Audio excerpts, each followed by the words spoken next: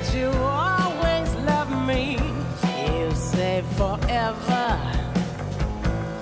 but when I need some loving, will you come? Και η οικογένεια και το μεγάλο μπαμ της καριέρας μου ήρθανε την ίδια ακριβώς στιγμή. Όταν σου λέω στιγμή, σου μιλάω για τον ίδιο ίσως μήνα. Δηλαδή όταν έκανα τη τηλεόραση στο Αρχιπέλαγος, που έγινα πιο γνωστή στο κοινό και έμεινα έγκυος στο πρώτο μου παιδί. Και όχι μόνο δεν με τρομοκράτησε, είπα, μου δίνει όλα τα δώρα μαζί, Θεός. Υπάρχει λόγος. Και όντως υπήρχε λόγος, γιατί έτσι υπάρχει ισορροπία.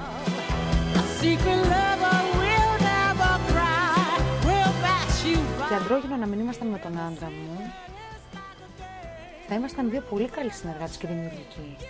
Τώρα υπάρχει ένας λόγος παραπάνω, γιατί κοιτάμε το συμφέρον, έχουμε κοινά συμφέροντα, έτσι. Σαφώς και θα υπάρχουν διαφωνίες, σαφώς θα υπάρχουν εντάσεις, γιατί αυτός είναι ο τεχνοκράτης, εγώ είμαι η καλλιτέχνης. Λοιπόν, που σημαίνει ότι θα αντικρούονται πολλές απόψεις, αλλά θεωρώ ότι όταν βρεις τη χρυσή τομή, μπορούν αυτές οι διαφωνίες να γίνουν άκρως δημιουργικές. Και το έχουμε πετύχει πολλές φορές. Και κάποιες φορές λέμε, μην ξανασυνεργαστούμε. Την επόμενη ώρα το έχουμε μετανιώσει που το έχουμε πει κιόλας, γιατί ξέρουμε πόσο πολύ αξίζει να δουλεύουμε μαζί.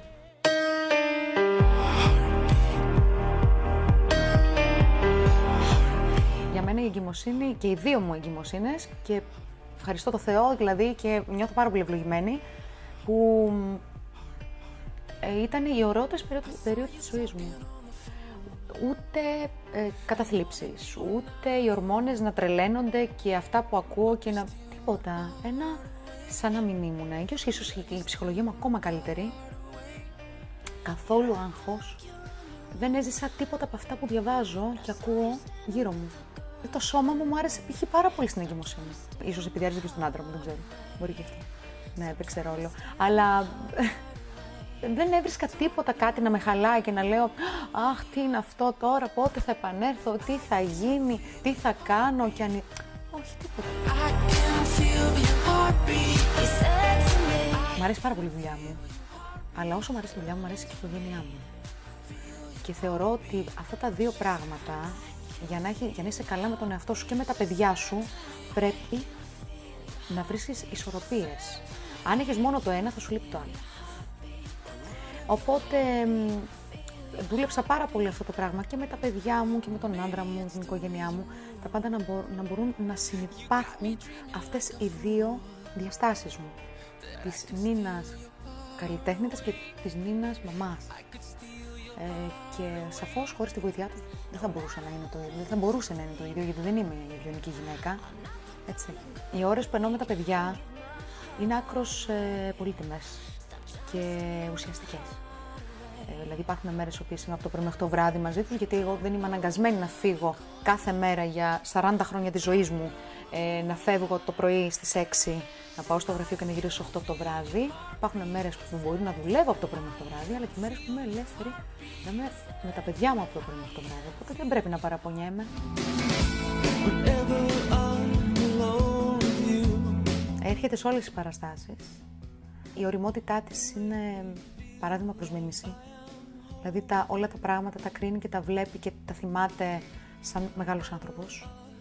Και αυτό ίσως γίνεται γιατί από 1 χρονού την έφερνα στα θέατρα και στις παραστάσεις μου και καθόταν και έβλεπε με τη γιαγιά της ή με τον μπαμπά της. Και έχει αναπτύξει έτσι ένα αίσθημα ότι ξέρει να κρίνει την καλή μουσική, τα ωραία κοστούμια. Όταν ήταν πιο μικρή, είχε ένα σύνδρομο του τύπου «Δεν θέλω, είσαι δικιά μου, δεν θέλω να σου λένε ότι σε αγαπάνε και να σε χειροκροτάνε γιατί είσαι δικιά μου» και έκλαιγε στο καμαρίνι μετά. Γιατί θεωρούσε, γιατί έβλεπε ότι ο κόσμος αν με χειροκροτάει και σου λέει και μόνο και την αγαπάνε και αυτή, δεν την αγαπάω μόνο εγώ τη μαμά μου. Ήταν λίγο αυτός ο εγωκεντρισμός που έχουν τα μωρά, που είναι γι' αυτό είναι μωρά. Μετά λοιπόν τα 4-5 εκεί άρχισε πια να συνειδητοποιεί τη σημαντικότητα της δουλειάς μου και να νιώθει πάρα πολύ περήφανη. Και όπως εμένα μου φαίνεται το παιδί μου το καλύτερο του κόσμου, έτσι εγώ στα μάτια της είμαι η καλύτερη μαμά και η καλύτερη καλλιτέχνητα του κόσμου. Δηλαδή με συγκρίνει με όλες και λέω όχι, εσύ είσαι η καλύτερη.